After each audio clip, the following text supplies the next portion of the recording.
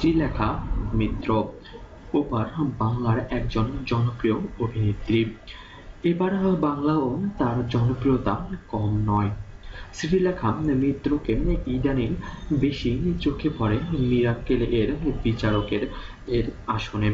শ্রীলেখা মিত্র বরাবরই আলোচনা এবং সমালোচনা জন্ম দিয়ে আসছেন। কিছুদিন আগে শ্রীলেখা মিত্রকে এক অনুষ্ঠানে প্রশ্ন করা হলে তার বিয়ের ব্যাপারে জিজ্ঞাসা করা হয়।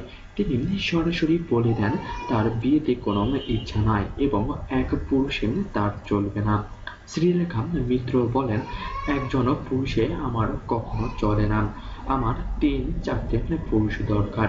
এই ব্যাখ্যা শ্রীলেখা মিত্র এভাবে দেন, একজন দেখবেন আমার অফিসিয়ালের ব্যবসার ফিনান্সিয়াল দিক, একজন করবেন বাজার এবং আরেকজন থাকবেন রোমাঞ্চকর এবং সংসারের বাকি সব দিক দেখাশোনা করবেন আরেকজন।